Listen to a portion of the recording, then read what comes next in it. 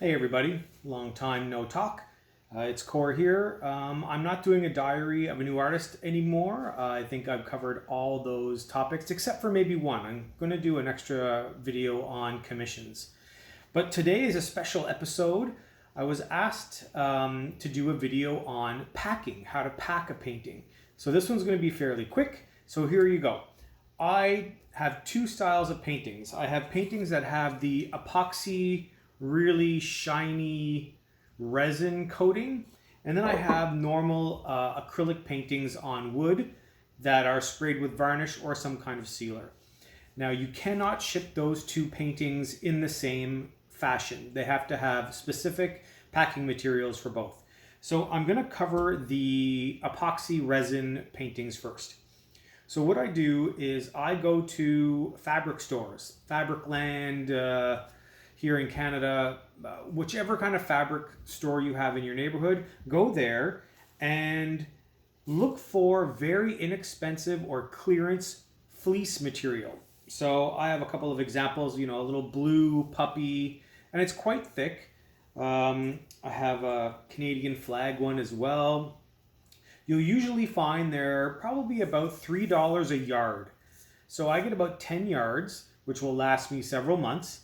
And that is what I use for my resin pieces, because you cannot ever, in any circumstance, use bubble wrap with resin. For some reason, if the resin or epoxy is put up against the bubble wrap has some kind of chemical in it that doesn't necessarily reactivate the resin, but it makes the resin soft again.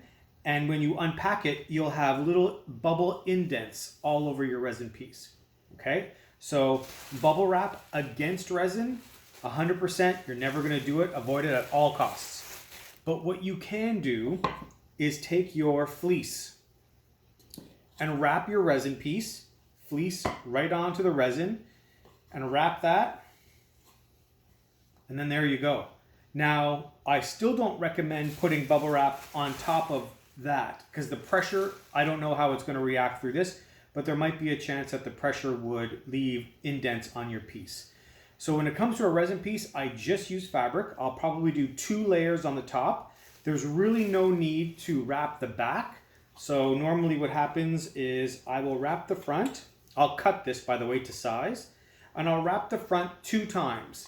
And then I'll just wrap some packing tape around it to make sure that it's nice and tight on the front.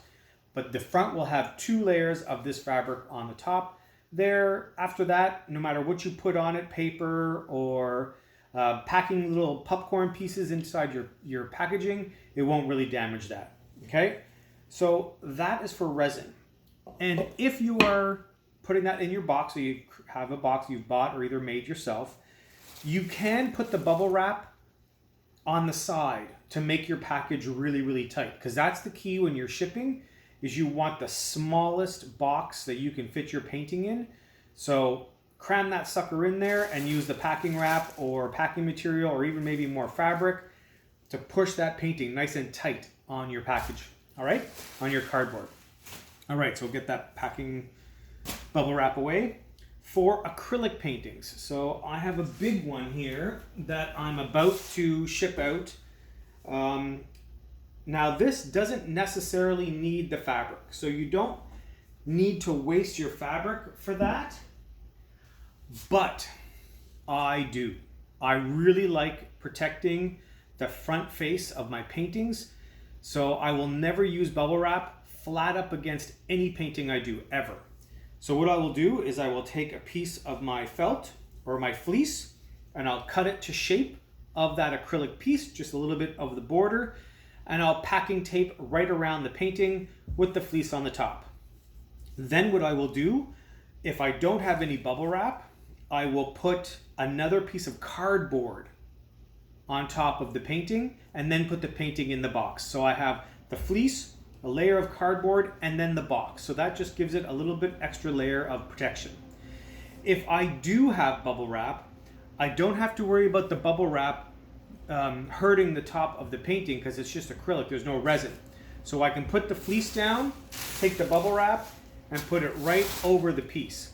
Again, I'm not worrying too much about the back of the painting But if you're worried or concerned, you can wrap the whole thing in the bubble wrap.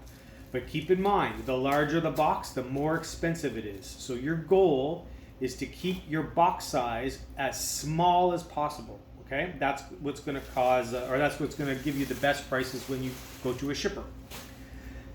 So that's how I wrap the individual pieces, whether it's the acrylic or the resin. Now, what I do want to tell you is I use a great company here in Canada. I don't know if it's available in the States, but here it is in Canada. And they beat all prices. I've never had Canada Post or any of the courier companies beat them in their prices. They are like a broker, a shipping broker, and they are called eShipper. So I don't know if that's in reverse when you see this, but it's eShipper.com. It's free to create a profile, and you can go on to eShipper, you type in your address and the address that you're mailing it to, and they will give you a list of the quotes from UPS, Canpar, Canada Post, Pure Later. All those courier companies will give you the best price. So it's like a competition.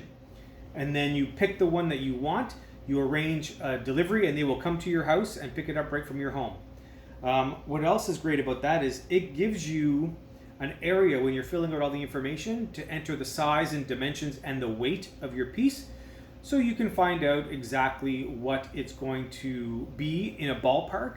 So if a client is asking you how much the shipping is, you can tell them ahead of time. You don't have to wait until the actual pickup from the order or to get charged from the courier. You know ahead of time, so you can get a great quote for them.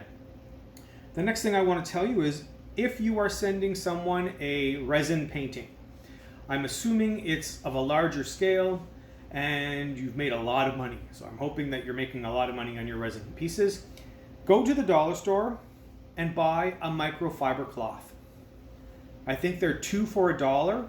They're super, super soft, and throw it in the box with them, with the piece, because you cannot have people cleaning their resin pieces with paper towel. The paper towel is going to scratch your resin piece over time, and you really don't want an email from a client who has one of your pieces complaining that it's all scratched up because you never told them to not use paper towel.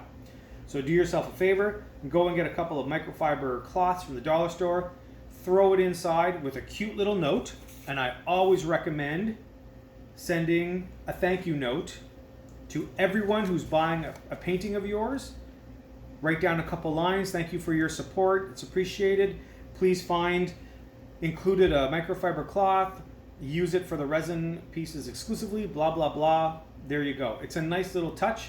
It adds some professionalism and a personal touch to your sale. Okay? Microfiber, thank you card. Together in the painting. There you go. And then use eShipper or whatever shipping company you have or you prefer in your area. That is it. So if you have any questions or concerns, hit me up. Until next time, bye everybody.